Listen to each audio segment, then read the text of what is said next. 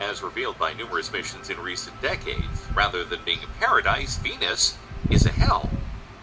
The popular science fiction of the early 20th century depicted Venus as a kind of wonderland, with pleasantly warm temperatures, forests, swamps, and even dinosaurs. A kind of Jurassic Park where someone already wanted to bring someday rich tourists. Today, Venus is unlikely to be perceived as a dream destination for would-be space tourists. As revealed by numerous missions in recent decades, rather than being a paradise, Venus is a hell. The popular science fiction of the early 20th century depicted Venus as a kind of wonderland, with pleasantly warm temperatures, forests, swamps, and even dinosaurs. A kind of Jurassic Park where someone already wanted to bring someday rich tourists. Today, Venus is unlikely to be perceived as a dream destination for would-be space tourists. As revealed by numerous missions in recent decades, rather than being a paradise, Venus is a hell. Roughly the size of Earth, its surface is plagued by temperatures that would melt lead, pressures 90 times greater than Earth's, and clouds of sulfuric acid suspended in an atmosphere of carbon dioxide and nitrogen, driven by winds of up to 350 kilometers per hour. Under the dazzling blanket of clouds that perpetually covers the planet comes little light to illuminate the high volcanic mountains and huge plateaus. Down to hell, traveling through the atmosphere of Venus. It's all true. This planet is a hellish world of hellish temperatures, surrounded by a toxic, corrosive, and frighteningly heavy atmosphere. Despite this, today, March 14, 2047, I find myself here, aboard a Havoc-type airship, which stands for High Altitude Venus Operational Concept. This is not the first aerostat to float in the atmosphere of Venus. 7.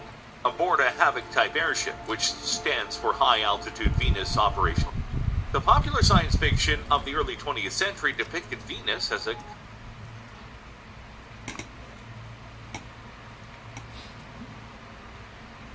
kind of wonderland, with pleasantly warm temperatures, forests,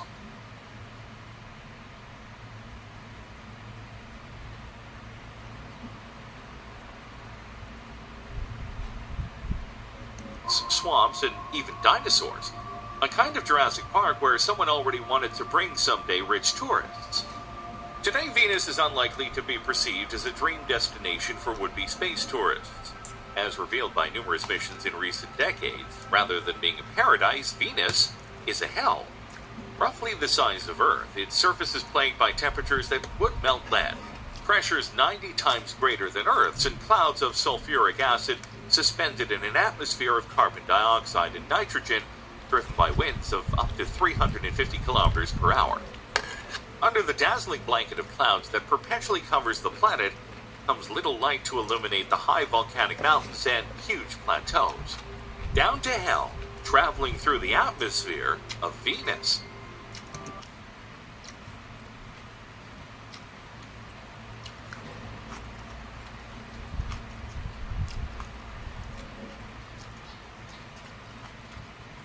It's all true. This planet is a hellish world of hellish temperatures, surrounded by toxic,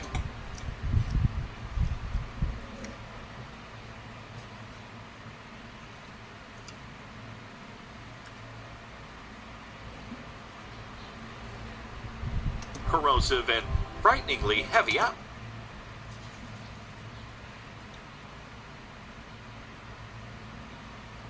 atmosphere. Despite this, today, March 14, 2047,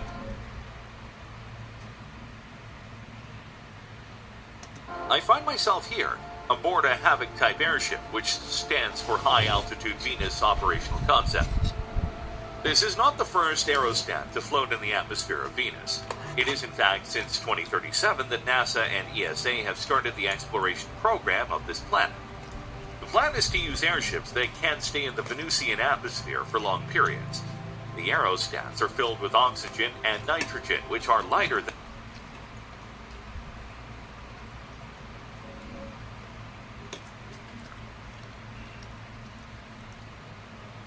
the elements that make up the Venusian atmosphere, and therefore allow them to float while providing a large supply of breathable air for the crews. Strange as it may seem, Venus's upper atmosphere, the one I'm in now, is as close to Earth's environment as there can be in the solar system. The atmospheric pressure at 55 kilometers altitude is about half that at sea level on Earth, and the temperature varies between plus 20 degrees Celsius and plus 30 degrees Celsius. Incredible or not, under these conditions I could even go outside wearing a respirator and a simple non-pressurized chemical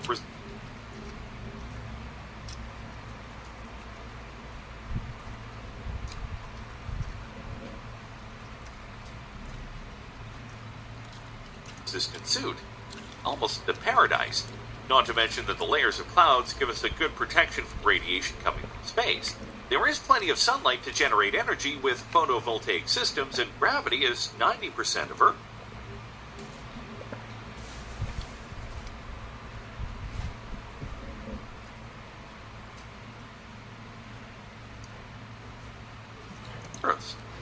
The airship that is hosting me is not the only one to navigate in these parts, but it will be the first to bring down to the surface a pressurized probe, able to withstand the pressure and the heat of that hell that is 100 kilometers below our feet.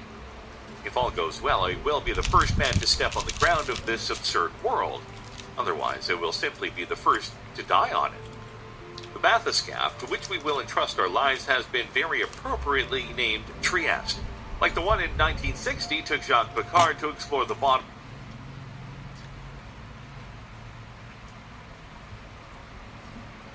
of the Mariana Trench at a depth of 11,000 meters. Descending into the atmosphere of Venus will be very similar, in fact, to a very long dive into the depths of the ocean. In this will accompany me the pilot and friend Don Walsh, who will have the task of managing all the parameters of the mission. The probe basically consists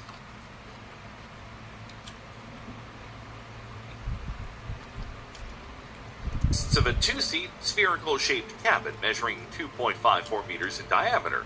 It is constructed entirely of tungsten carbide, which is basically a light alloy of high resistance to wear, corrosion, and heat. The heat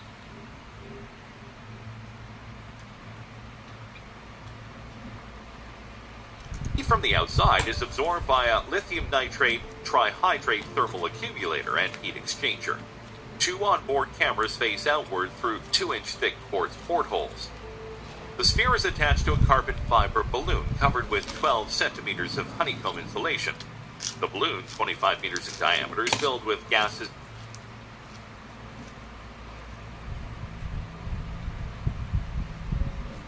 lighter than Venus's atmosphere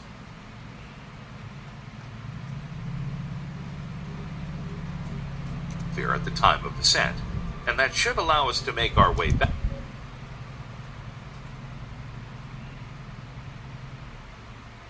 to the mother blimp that awaits us 50 kilometers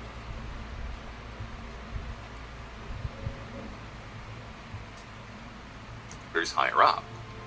Before that, however, there will be the most dangerous part of the entire mission. In a special pressurized suit, I will have to pass through the small compensation area located just behind the seats. Open a hatch and, with all the caution of this world, try to make a few steps on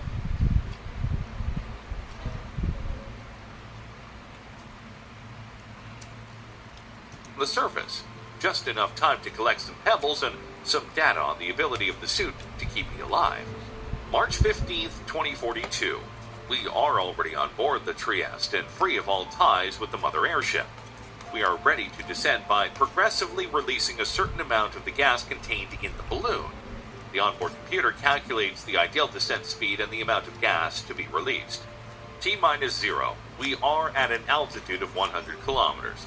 For the next 10 kilometers, we will cross a very thin layer of the atmosphere, practically undetectable. The temperature is minus 114 degrees Celsius. The sky above us is absolutely black, a sign that we are immersed in an impalpable atmosphere. Despite this, the anemometer indicates that the wind is blowing at a speed of 349 kilometers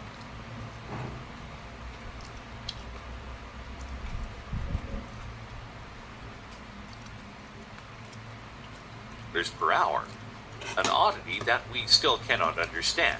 Venus rotates very slowly, taking a good 243 Earth days to complete a full revolution around its axis. Yet, you heard me right. One day on Venus is as long as 243 days on Earth. It is even longer than a year, which on Venus is only 224 Earth days. Even so, Venus's atmosphere rotates 60 times faster, so that the thick clouds that surround the planet take only 4 Earth days to complete a full circle. The fast-moving atmosphere transports heat from the side lit by day to the side where it is night, mitigating temperature differences between the two hemispheres. There is still no certainty as to the real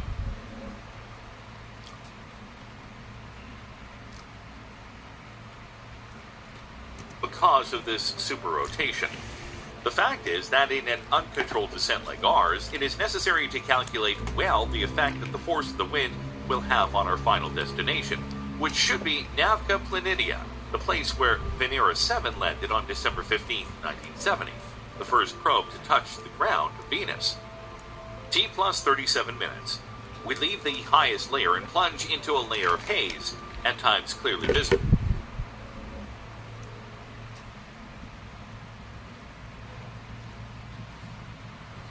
formed by tiny drops of sulfuric acid. The temperature is minus 73 degrees Celsius, and the winds are blowing at 322 kilometers per hour. T plus 1 hour 53 minutes. We proceeded to descend about 20 kilometers until, at an altitude of 70 kilometers, the fog began to thicken and take on an amber-yellow color. This is the sign that we are entering the main layer of Venus's cloud system, where the clouds that we can only see from Earth in the ultraviolet are formed. From where we are now, that is inside the clouds, however, the clouds can be seen very well, and they are scary. Driven by winds of around 250 kilometers per hour, these giant clusters of sulfur dioxide saturated with large drops of sulfuric acid jolt the probe in a very unpleasant way. At times, we are also hit by violent bursts of corrosive rain, which is most likely putting a strain on our materials. However, this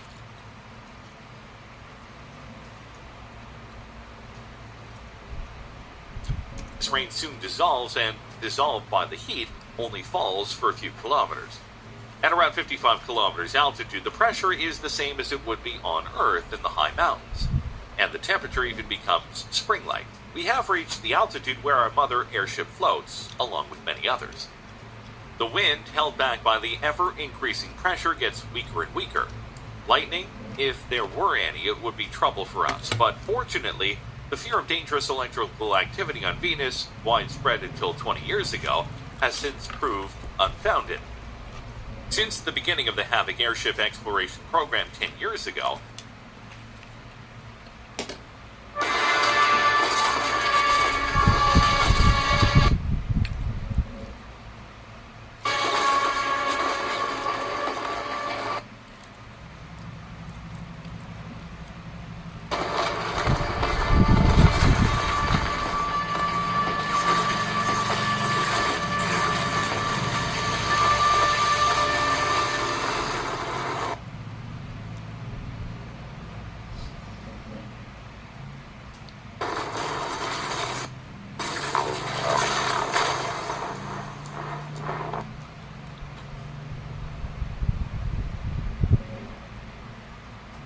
only on 3 occasions has the sighting of an electric discharge between cloud and cloud been certified.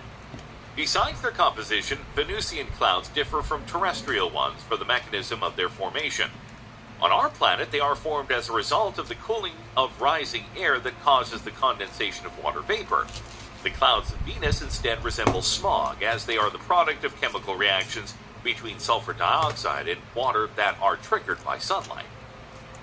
T plus 2 hours 33 minutes. Below 50 kilometers altitude, we come out of the clouds and the temperature begins to rise sharply, reaching 110 degrees Celsius at 45 kilometers, with the pressure already twice that of Earth. The temperature is so high that the sulfuric acid particles dissociate again in sulfur dioxide and water vapor, thus preventing the formation of clouds. From here on, up to 30 kilometers, we descend much more quietly through a layer of fairly thin mist, composed of very dilute sulfur dioxide. For the first time,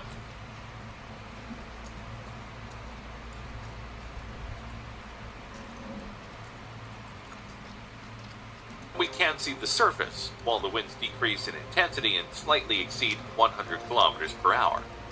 At this moment, we are the first human beings to see Venus as a rocky planet with a walkable surface, and not as a whitish ball of gas. Seen from here, the general coloration of the planet is gray ochre, with an orography more similar to that of Titan than of จะรอดครับไม่ได้พาแสงแสงใช่ไหม Mars. จะเห็นแค่เปิดอันนี้ถ้าก็ยังงับโอ้ยค่ะอันนี้ต้องใส่นอนดึกแน่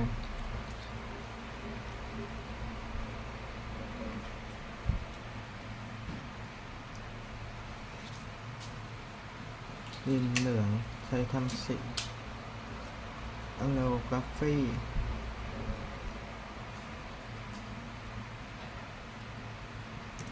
The impression is that of a once thriving world, where then something must have gone wrong. Venus was perhaps a habitable world for most of its history, then destroyed by the greenhouse effect in an uncontrolled process. At some point in its history, the dense CO2 atmosphere spewed out by explosive volcanic activity must have heated the planet, causing the oceans to boil and also all the residual water vapor, condemning the planet to death with all that inhabited it. T plus 3 hours 33 minutes. At an altitude of 30 kilometers, even the very light haze that had accompanied us after leaving the clouds disappears, and the atmosphere appears completely clear. The external pressure is 22 times higher than the Earth's, and winds are blowing at 90 kilometers per hour. But the most worrying thing is the temperature. We are already at 300 degrees Celsius, and Dawn tells me that the lithium thermal accumulator is starting to show some discomfort. We decide to proceed anyway. T plus 4 hours 14 minutes. At an altitude of 10 kilometers, Dawn again informs me that we are quite far from the planned landing point, and that we will probably miss the meeting with Venera 7 by at least 40 kilometers. It doesn't matter. That would have been the icing on the cake, but it was certainly not the main target of the mission. The important thing is to land on safe ground. The temperature is at 392 degrees Celsius. The wind speed drops dramatically, only 25 kilometers per hour. We prepare for landing. T plus 5 hours 43 minutes. Dawn has reduced his descent speed. We are at 100 meters and we are approaching the ground 1 meter per second. Tension is through the roof.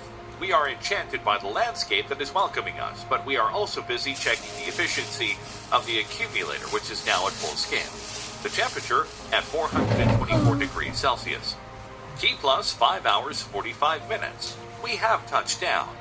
There is no time to waste, yet Dawn and I, without saying a word, allow ourselves a couple of minutes of incredulous satisfaction in front of the monitors. We are on Venus. Outside, the calm is absolute. The wind seems not to be there. We missed the Venera 7 site by only 32 kilometers. Not bad. T plus 5 hours 47 minutes. As planned, we now have only 15 minutes before we have to leave this seemingly peaceful hell. Dawn helps me adjust the pressurized suit and screws on my helmet. I close the airlock door behind me and open the one to the outside. Am I going or not?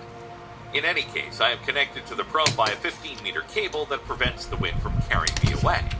In fact, although on the ground the wind blows at 3 or 4 kilometers per hour, because of the pressure it can exert an enormous thrust on the obstacles it encounters. Could this be the reason why the ground seems to have been leveled and tiled? I put one foot on the ground. I lean against the hatch and try to figure out how I feel. I'm fine, even feeling cold. I get out, finally, and look around.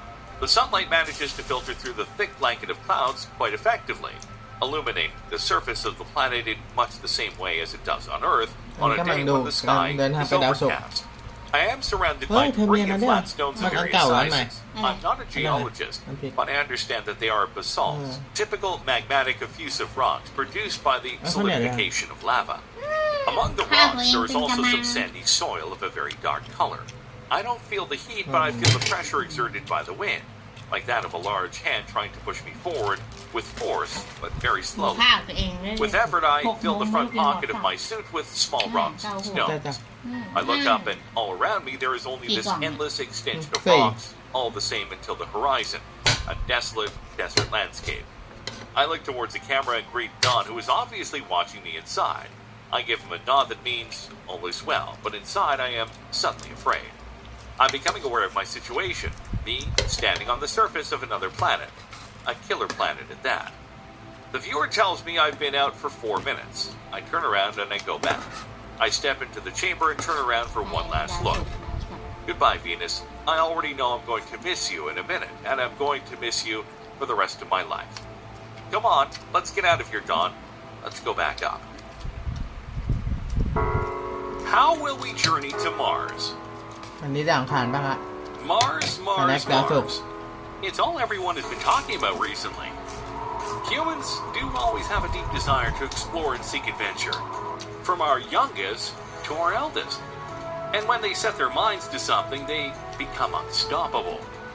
Throughout history, we've traveled across continents, sailed ships, ไม่มาห flown นาว airplanes, and even launched ดาวอังคาร rockets หนาว to discover new lands and ถ้าดาว push ศุ the กร์ก็ร้อน boundaries of what's possible. And until now, no ดาวศุกร์มัน challenge อยู่ has ใกล้ดวง been อาทิต too ย์ไง impossible to ดาว overcome. ดาวอังคารมัน But there's one adventure Okay. that we haven't fully tackled yet, and it's a big one. A journey from Earth to Mars.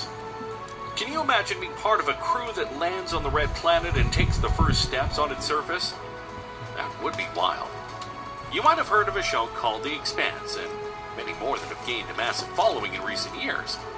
It follows a crew of characters in a futuristic world where humans have colonized part of our solar system, from Earth to Mars to the asteroid belt.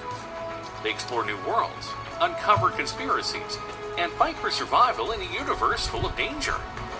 And while we're not quite at the level of interplanetary travel just yet, a thrilling glimpse into what the future of space exploration could look like gives us the motivation to keep going. Can you imagine building territory and expanding to Mars? It would be incredible to be part of that journey and make history. Who knows what we might discover on our way to the fourth planet from the sun? มือตั้ง Let's ดา see ว together what this trip would look like. ที่จะเป็นอย่างนั้นเหรอ เปล่า Previous missions. So what have we sent so far to Mars? แต่ทำหน้าตา Mars ต is ก an ใจ interesting world that is covered in dust and has a very thin atmosphere. เราไม่เอาแล้ว Despite its harsh conditions, Mars is a dynamic planet that experiences seasons, has polar ice caps, ลง and มาอย่างนั้น features เราไม่รู้นะ canyons and extinct ไม่มี volcanoes, อ่ะ จักหรอก all of which we are a little familiar with on Earth. ไม่เห็นไม่ Scientists เอา have เลย even found evidence that Mars was ม even นุษย์ more ที่เรา attractive in อั the นนั้นมันม past, นุษย์ต่างดาว which is น้าเผื่อ exciting ขึ้ to นไป explore ตรง and นั้นแล้วลง actually มา makes เป็น it อย่างนั้น the most explored planet so far. We've sent a few different เราให้ types เอา of บัตรประชา robotic ชนมายืนยัน explorers to ก็ Mars in ว่า order เคลี to ยร์ไม่ learn เอา more about แห it. ม The most advanced of these Okay. robots is called Perseverance, which justแต่ landed ยังเหมือน on เดิม Mars in เหมือนเดิ February มก็ไม่เอา 2021. It's the largest rover ever sent to another planet and has the Super ability to จะว่าไง take samples of the alien soil and Right. rocks. ซูเปอร์ There's also a helicopter named อ้าวแล้วเขาบอก Ingenuity ว่าไม่ that ใช่ came พ่อ along ไม่ with ใช่เนี่ Perseverance. ย Perseverance isn't the only spacecraft currently on Mars. In fact, there are quite a few. Recently, China even became the second country ever to successfully land a rover on ขึ้นไป Mars. ทำไมขึ้นไปเค There ลีย are ร์ที่ also จะไปอยู่หรือ orbiters ไง that study Mars by Could flying be some around more. and take images, like the Hope mission launched by the United Arab Emirates and a few others. The Hope probe is ว่ามัน actually มีสิ่งมี helping us ชีวิต map ไหม Mars มัน fully. เป็นยังไง Check it out. All of this exploration has taught scientists a lot about the history of Mars. They found a lot of evidence that it used to be much warmer and wetter with a thicker atmosphere. Do you think studying Mars will help us better understand our own planet and how it fits into the larger scheme of our solar system? How will we get there? Artemis missions. มัน To ก็จะ get มี to เหมือนใน Mars, หนัง we นั่นแหละ first need to set up a permanent station on the ไอ้ moon. คนไม่ใช่คนคุม Why? ดาวอ่ะ Well, going from the moon to Mars is much India. easier than going straight from Earth to Mars. มันมี Earth's gravity and thick atmosphere Well, make let me it tell you tough to something. launch things into space all at once. It sure is nice to live on Earth, but it makes space travel tricky. On the moon, though, we don't have those problems. Living on the moon will be tough, but if we can make it work, the moon would be the perfect place to launch missions to other มันไม่ไกล planets. อ่ะทำไมเขาไป NASA's Artemis Oh, program has a anything long-term good goal to thing. use the moon as a spaceport and Can I, gateway to the solar บ system. นบน Missions ฟ้า 4 through 10 of the Artemis program will focus on learning how to What, live huh? on the moon. ไป พ่อแม่พ่อบอกว่าบนฟ้าคือไกลมากๆแล้วก็ยิ่งใหญ่มันไกลแล้วมันก็ยิ่งใหญ่ We'll find ways to use the resources that เว are ลาคน already อยาก there, ได้ like นะพ่อ rocks แม่ and ทำไม metals to build มัน new ก็ฟ้า infrastructure. ใหญ่มาก We'll also try to find water and oxygen. Meanwhile, NASA and its partners will keep exploring Mars with robots. ถ้าก็ They'll ไหน even ก็หลัก deploy ไม่ a ได้ drone เท่า called Ingenuity to fly around Mars and take pictures. มันใหญ่ NASA's ใจ next big project is to build a space station that orbits Mars. นั่นแหละ space ตอน station คน won't ถาม be a น่า stopping รักพ่อแม่ point เท่า for ไหร่ just ก็ อ๋อ บอกอย่าง เอ นั้น อ It will also be a place where astronauts can live for longer periods of time. One of the goals of exploring Mars is to bring back samples of Mars rock and รั soil. กโซฟา This will mark the end โซ of ฟาเพราะว่า one-way มันยิ่ง trips ใหญ่ to ไงคน Mars ไปไม่ and ถึง help us learn even more about the red ยิ่งใหญ่ planet. มาก NASA never fails to come up with the best of plans to realize humanity's wildest dreams. They're working on multiple missions and getting everything ready right now. The first real step will be the Artemis 10 mission, which will bring cargo to the moon in preparation for the Mars mission. แค่ตัว Then ละ there will be the Artemis 11 mission, which will deploy more cargo to the moon.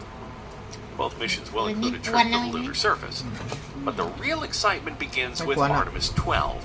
This mission will bring the Mars 1 human lander to the gateway station near the moon, which will have a crew of 4 people staying there for อาจจะ 134 เป็น days. พิกัด NASA ความ plans รั to ก use Gateway as the starting point to send humans to อ้า Mars. วความรักมันนอน ก่อนนอนเทียก็อาบ A น้ำแล้ว special ship with the Mars 1 human lander and travel to Mars. They'll stay in a pressurized vehicle that will be their home for 30 days on Mars. แม็กพ่อมันจอดแล้ว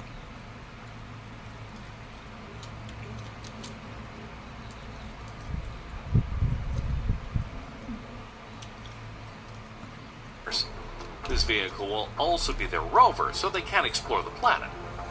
It's important that the vehicle does double duty because even in the reduced gravity of Mars, it takes time to adjust from space travel, especially from spending a long time in zero-gravity environments. ฟังเพลงเหรอ Who knows what amazing discoveries the astronauts will make on their mission to Mars?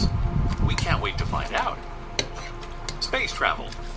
So how do you think we would be getting people from Earth to Mars? To be able to do this, they're developing something called a transit habitat, which will use a mix of chemical and electric propulsion stages to power the journey.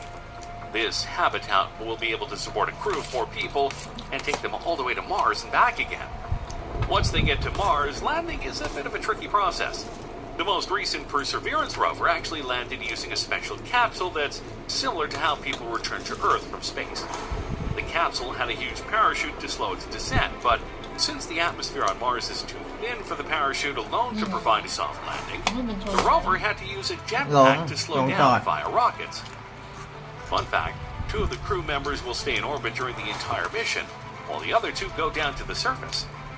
Did you know that there are 2 ways เห you มือนในหนั can ง go to กูรู Mars? กูรูที่เรา One way is a short stay mission, which lasts 30 days on Mars, but involves a long and grueling 403-day return trip through deep space. During the trip to Mars, the spacecraft uses a gravitational boost around Venus to get there in only 217 days. ชอบทาง The ต่าง other way to go to Mars is a ฉาก long ต่าง stay ดาวให้เหมือน mission. ดาว This หาง involves direct course to Mars that takes 210 คน days ที่ to ชอบ reach ก็ the red ห planet. ลงแหละ Once there, the mission lasts a whopping 496 days, requiring extensive planning and preparation before deployment. The return trip is then only 210 days, which is shortened thanks to an ideal transfer window. Of course, the current technology we have limits our abilities to make these journeys faster and smoother. However, NASA is always working on improving propulsion systems and technology, so we may see faster and more comfortable trips to Mars in the future. Future spacecrafts. NASA and DARPA are teaming up to create a super cool spacecraft that will be powered by a nuclear thermal rocket engine. It's called the Demonstration Rocket for Agile Cislunar Operations, or DRACO for short. This spacecraft will be able to travel faster, carry more stuff, go further distances, and maneuver through space much more easily than any other vehicle we've ever used before. To maneuver through space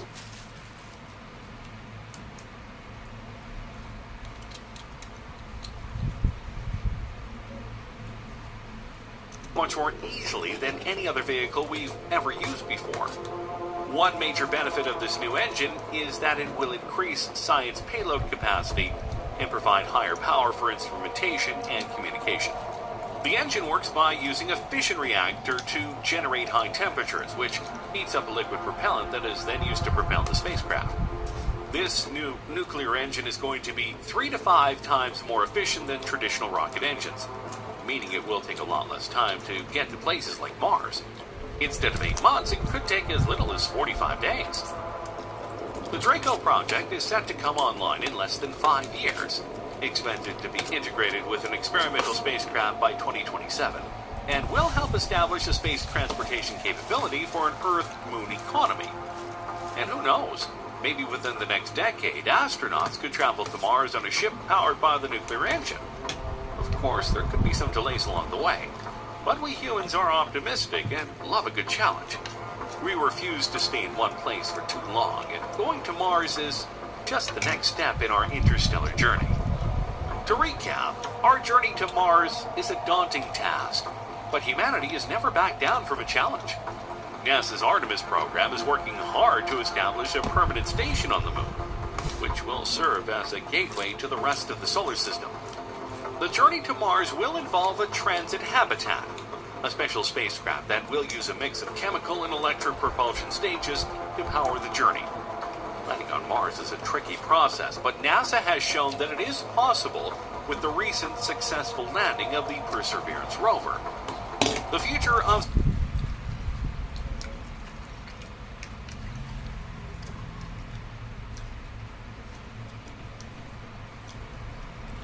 space exploration looks bright with the development of the nuclear thermal rocket engine and the demonstration rocket for agile cislunar operations.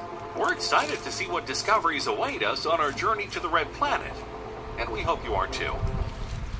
Mysterious, imposing, and อันนี้ดาวพฤหัส austere, ครับ Jupiter is the largest and Jupiter. most massive planet in the entire solar system. อันนี้เป็น It ดาว is พ so ฤหัสครับ large, ใหญ่ที่สุดใน 140,000 kilometers in มหา diameter, ใหญ่ที่สุดใน that if ระ we บบ put ตัวใหญ่ together all the other ครับ planets, including Saturn, we would be able to equal only เนี่ย half เธอดู of ดิ its ใหญ่ mass. It is difficult to describe in words the fascination that this half of it อันนี้ดวงอาทิตย์อันนี้โลก โลกมนุษย์เลยเหรอ อันนี้ดวงจันทร์อันนี้ดาวอังคารไอ้ดาวศุกร์ดาวพุธอันนี้ดาวอังคารดาวพฤหัสดูดิใหญ่เกือบเท่าดวงอาทิตย์เนี่ย its mass. It is difficult to describe in words the fascination that this cosmic giant has exerted over the centuries on entire generations of astronomers, enthusiasts, อันนี้เขากล้องดู and ดาว simply curious. On เรียกว่า Jupiter, กล้องโทรทัศ everything น์ is out of scale, starting from its best-known feature, the red giant spot, a huge cyclone that rages in the atmosphere of the planet for at least 350 years. Like Saturn, Uranus, and Neptune, Jupiter is mostly composed of gas, ดาว especially hydrogen ยูเรนัส and แล้วก็ดาว helium, เนปจูน and therefore has no defined surface on which to land. A hypothetical descent into its atmosphere would look very much like a very long dive into the depths of the ocean. Although we do not know all the secrets of Jupiter yet, we know just enough to imagine the wonderful and terrible spectacle that a hypothetical astronaut would see if he tried to venture into its turbulent atmosphere. Alien colors, clouds as big as mountains, immense columns of gas in continuous movement, lightning so powerful that an entire ocean evaporates in the space of an instant. On Jupiter, every atmospheric phenomenon is taken to the extreme to characterize one of the most hostile environments of the solar system, an environment that few remember we began to explore a quarter of a century ago. So much time has in fact passed since the day the Galileo probe arrived on Jupiter after a 6-year journey. Among the main objectives of that mission, in addition to the study of the Medicean satellites and the Jovian magnetic field, there was also the analysis of the atmosphere, for which was designed a small probe called atmospheric that would measure pressure, temperature, and chemical composition. Galileo released the atmospheric probe 5 months before meeting Jupiter, in July 1995 and on December 7th, 1995. The two ships reached the gas giant together. The mother probe entered into an orbit around the planet, while the little one penetrated its atmosphere at a speed of 48 kilometers per second, after which, in little more than 2 minutes, it was slowed down to subsonic speed by the density of the air. The descent lasted a total of 58 minutes, and the connection was interrupted when the probe arrived at 150 kilometers of depth, reached conditions of temperature and pressure so high that it dissolved in the atmosphere of the planet. The data collected along the way proved to be of fundamental importance to understand the dynamics and chemical composition of the upper layers of the Jovian atmosphere, but did not provide any clue as to what lies deeper. However, nothing prevents us from putting together what little we know with a bit of imagination. and fantasize about what we might see as we descend towards the core. Obviously protected by a super pressurized suit. A dive that will allow us to discover the secrets of one of the most extreme environments of the solar system. Are you ready? En route to Jupiter. We are 500,000 kilometers away from Jupiter, aboard our ship, and the approach phase is much longer than expected. We are navigating at the maximum speed allowed by our propulsion system, yet it seems that the planet is not approaching 1 meter. The outermost layers of its atmosphere begin to occupy the entire field of view only after several hours of travel, when we are still 200,000 kilometers away from the apparent surface of the planet, that is, from the top of its highest clouds. Now the entire disk of the planet extends into the sky for about 40 degrees of apparent diameter. Finally, we see in detail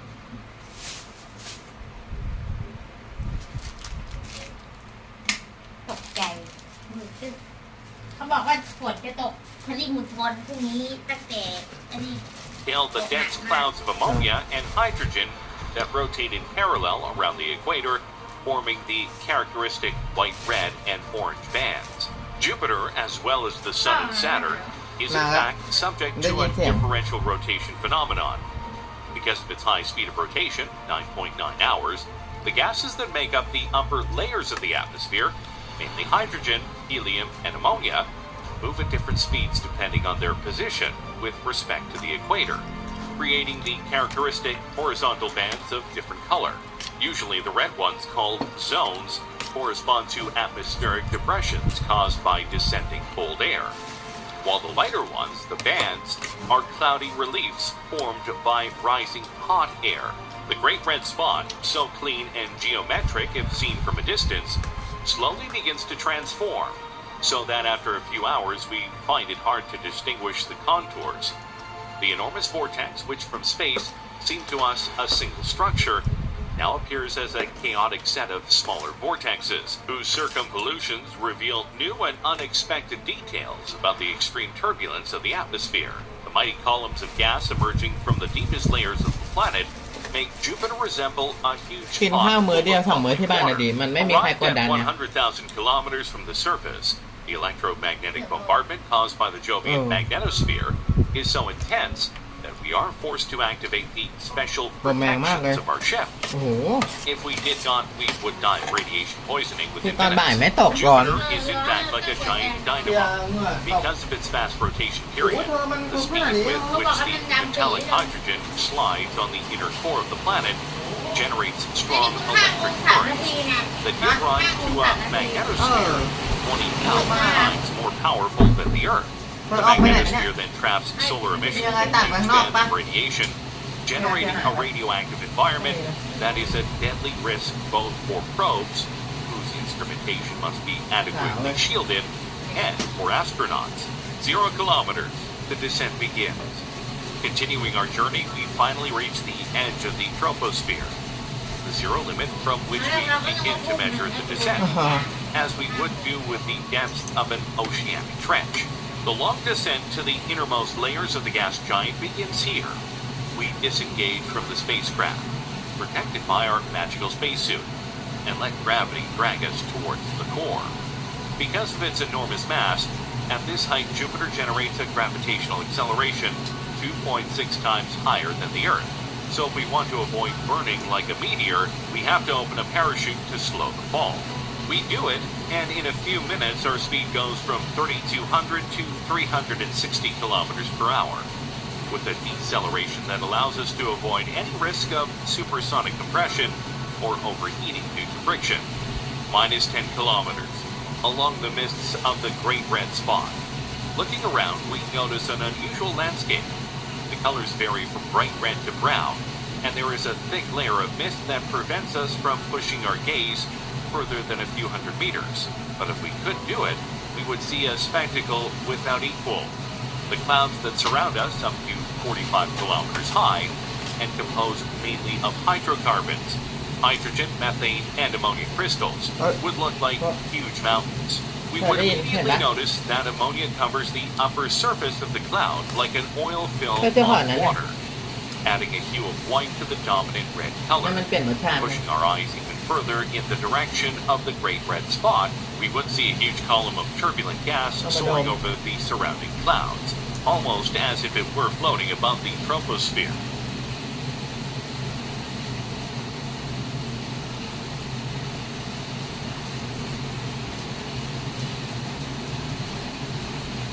Minus 50 kilometers, lightning and เนี่ยอันนี้อด turbulence. ละ At the height at which we are now, about minus 50 kilometers from the beginning of the troposphere, the conditions of pressure and temperature are similar to those detectable on the surface of the Earth. Conditions of pressure and temperature are similar to those detectable on the surface of the ฝ Earth. นตกไม่แรงหรอก But แต่ the ลม winds มันแรง raging around us are dragging us at speeds of over 560 kilometers per hour, and the intensity of radiation generated by the Jovian magnetic field could still kill us in a few minutes in the absence of protection.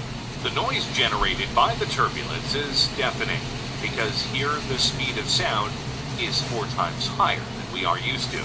The sky is continuously crossed by violent lightning tens of kilometers long, thousands of times more powerful than those generated on Earth. The lightning is mainly caused by rains of water, sulfuric acid, and ก่อนครับ ammonia, which due to the gravitational attraction of Jupiter fall at a speed 3 times faster than the Earth's rains, creating a huge difference in potential. มันตกแรงสั่น Minus เท่ากว่าของ 100 ที่ออก kilometers goodbye to the light. After another 5 minutes of descent, the atmospheric pressure rises to 2 bar, and we begin to cross a new layer of clouds. This time composed of ammonium sulfide and ammonium hydrosulfide. The conditions of the environment around us are quite extreme. But at this moment, we do not need any additional protection other than good radiation shielding. Although the weight of the air above us starts to grow following an exponential มองอะไร curve, ไม่เห็นเลยอ่ะ relatively Bên này anh low hả? fall rate Bên allows này. the cavities of our body to equalize their internal pressure without generating undesirable effects. Another 10 minutes pass and the pressure reaches 4 bar, a value corresponding to what we would experience on Earth by diving into water at a depth of 30 meters, while the temperature drops to minus 40 degrees. We begin to encounter the first clouds of frozen water, and in the meantime, the ambient brightness continues to decrease. The speed of the winds rises to 720 kilometers per hour, but we barely notice it. Because the level of turbulence in the atmosphere gradually decreases.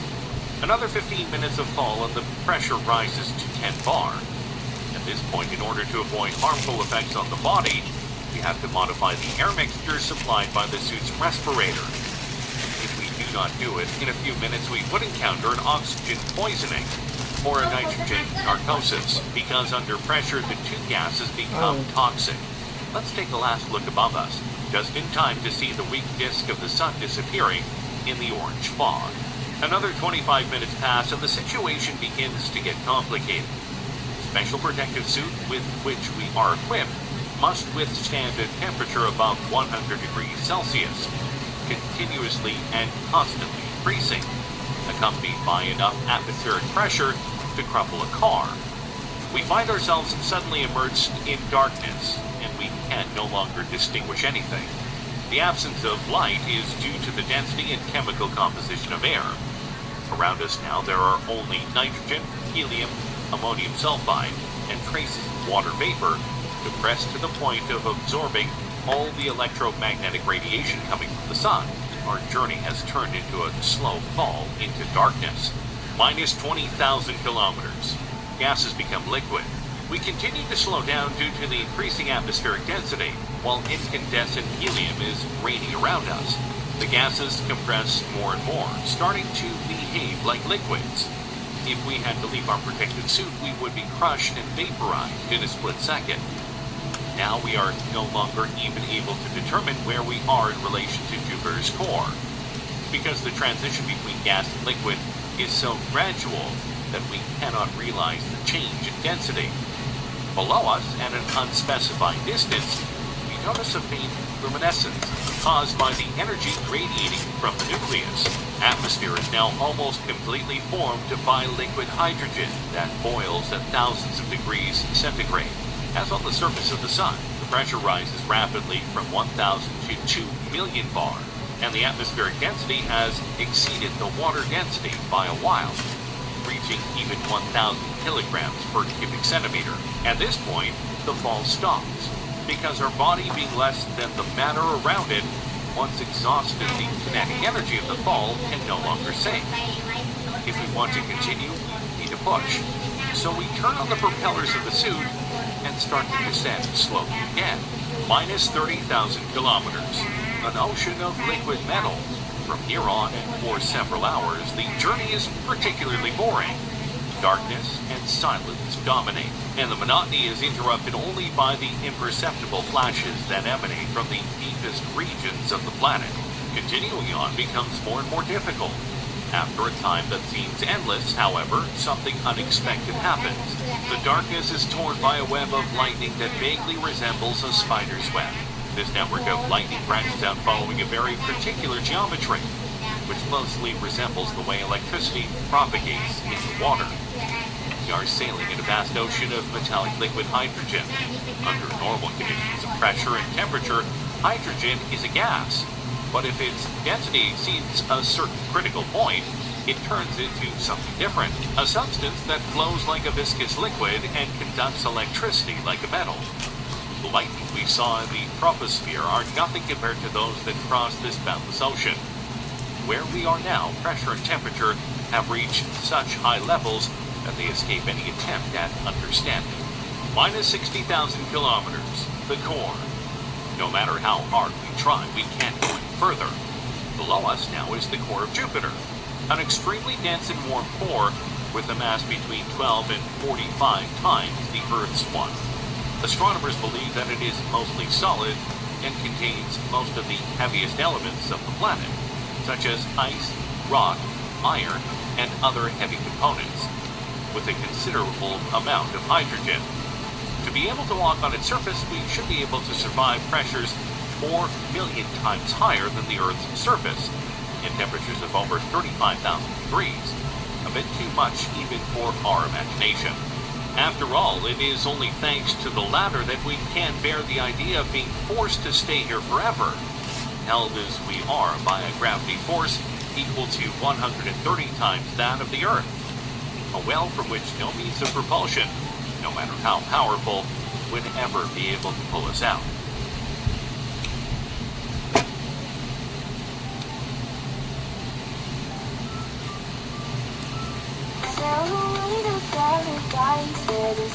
This music was generated with the tool I'm showing you today. A 100-year journey to Proxima Centauri b. Welcome to the journey of a lifetime, as we embark on an interstellar voyage to a world beyond our imagination, Proxima Centauri b. This remarkable exoplanet, located approximately 4.24 light-years away, orbits a star known as Proxima Centauri, our closest stellar neighbor. Proxima Centauri b is roughly similar in size to our own blue planet, Earth. Its diameter is just slightly larger than Earth's, yet the two are remarkably comparable in many aspects. This enigmatic world orbits its star within what scientists call the habitable zone, a region where temperatures are just right for liquid water to exist. This critical factor places it in the realm of potential habitability, a tantalizing prospect for the search for extraterrestrial life. Have you ever wondered what a 100-year journey to this exoplanet would look like?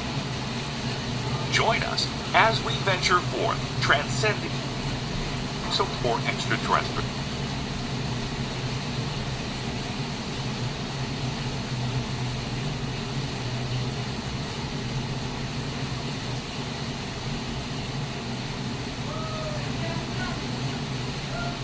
Life. Have you ever wondered what a 100-year journey to this exoplanet would look like?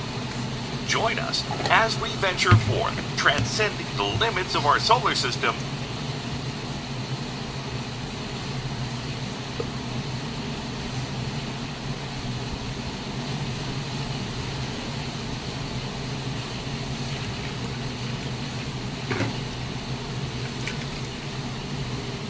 On a quest to discover what lies beyond the stars.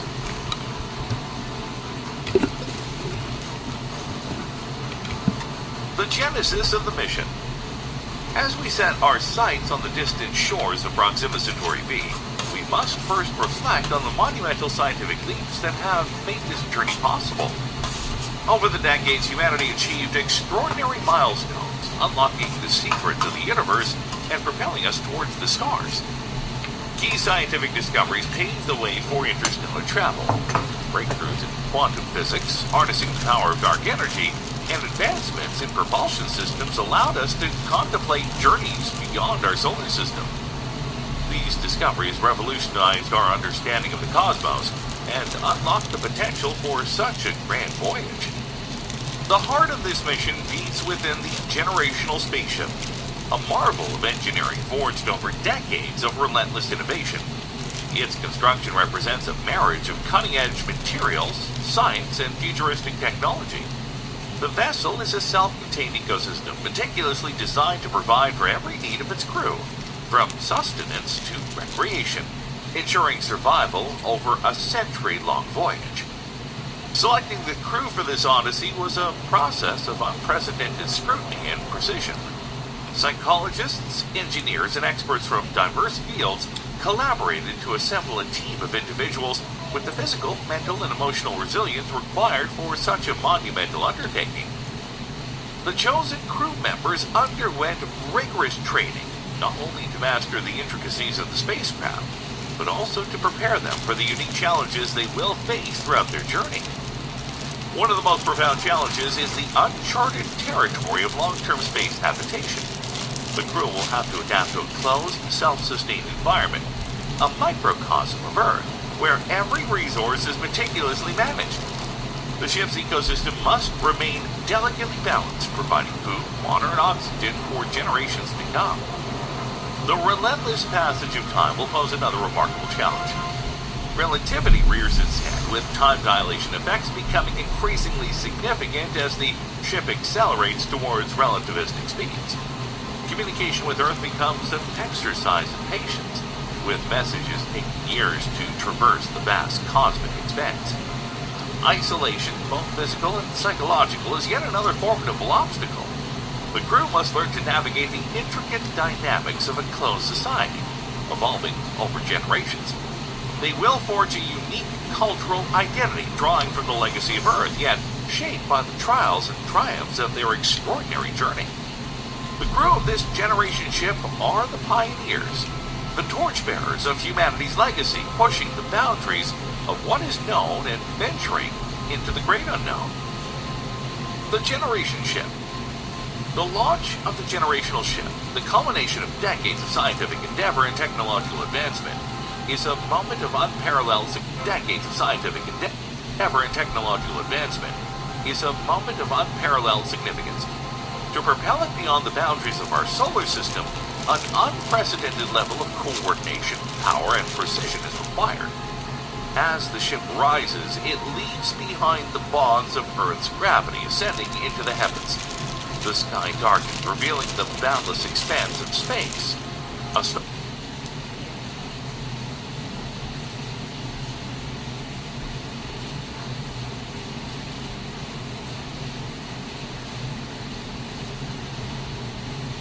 Stark reminder of the journey that lies ahead. It fires up its nuclear fusion drive, and it takes 15 days to accelerate and finally reach the cruise speed of 4.24% of the speed of light. Our ship is shaped like a rotating cylinder. This design is able to provide artificial gravity, allowing the crew to maintain a sense of normalcy during the long voyage.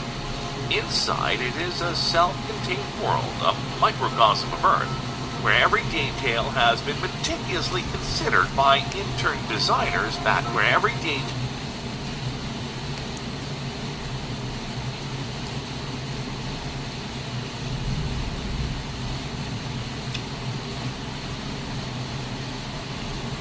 has been meticulously considered by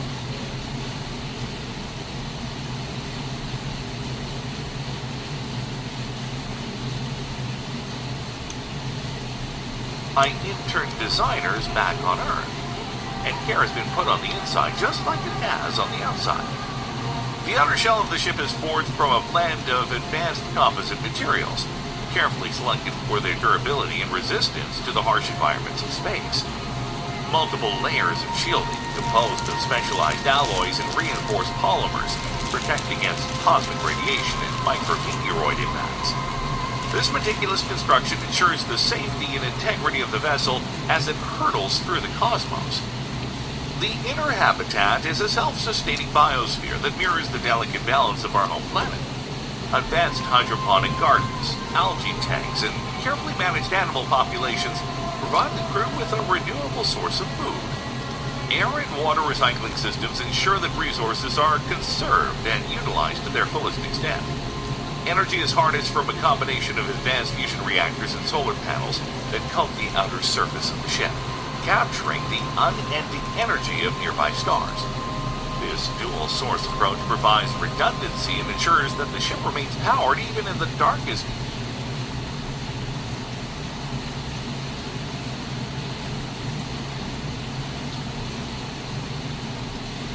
reaches of space. In anticipation of the unforeseen challenges that may arise, redundant systems and fail-safes have been integrated into every aspect of the ship's design. Hey, before moving on, be sure to like or dislike the video, so that we can improve it for you, the viewer. Plus, don't leave our daily videos. Life aboard the ship. As the generational spaceship hurtles through the cosmos, a microcosm of human civilization thrives within its rotating cylinders. Life aboard the ship is a testament to adaptability, resilience, and the human spirit's capacity to endure and evolve. The heart of the ship is a bustling hub of activity, where generations of crew members forge their own unique society. Daily routines are meticulously planned with carefully allotted time for work, recreation, and communal gatherings. Crew members become adept at navigating the intricacies of this closed environment, each member playing a crucial role in the ship's ongoing operation. To say it in the word of Apollo, one of the crew members, it's an incredible experience, to say the least. Being part of this historic mission is both an honor and a profound responsibility. Life on the ship is a unique blend of challenges and discoveries, and every day brings something new. Apollo is very excited, and he has been chosen for the mission because he is especially wise. It's an extraordinary thought, knowing that the torch will be passed down through the generations, he says. We carry the responsibility of not only maintaining the ship, but also preparing our descendants for the next leg of this incredible journey. Every decision we make, every discovery we uncover, paves the way for those who will come after us. On the generational spaceship, recreational spaces offer respite from the demands of daily life, providing opportunities for relaxation, exercise, and entertainment. Communal gardens and hydroponic chambers provide not only sustenance, but also a vital connection to nature, offering moments of tranquility.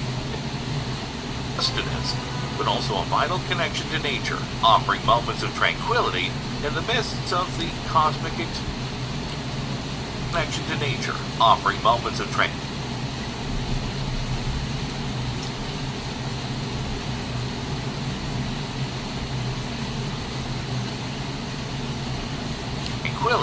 in the midst of the cosmic expanse, where humans can have a daily glimpse of how life was back on their home planet, Earth. At times, though, they feel alone.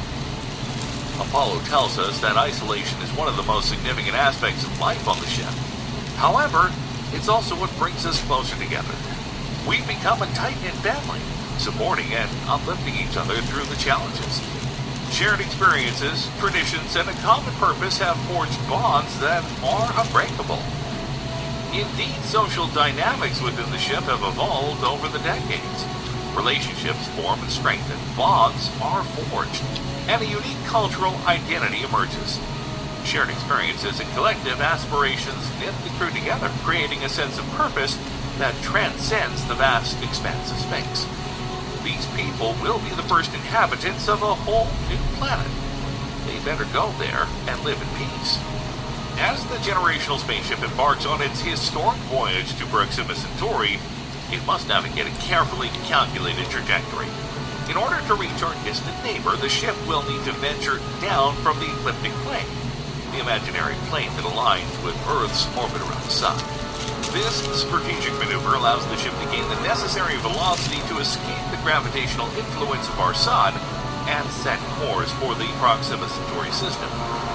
However, this descent presents a unique challenge, crossing the asteroid belt, the region between Mars and Jupiter, where countless rocky bodies orbit the Sun. While the mean distance between the asteroids is very big, this is a critical phase that requires precision and caution. The ship's automated systems, combined with the expertise of the crew, will carefully plot a course through this celestial obstacle course. Advanced sensors and imaging technologies will scan the surrounding space, identifying and tracking asteroids to ensure a safe passage and potentially deviating their paths with ultra-powerful lasers, had they been in collision course with the ship. Once safely through the asteroid belt, the ship will continue its journey towards the distant beacon of Proxima Centauri.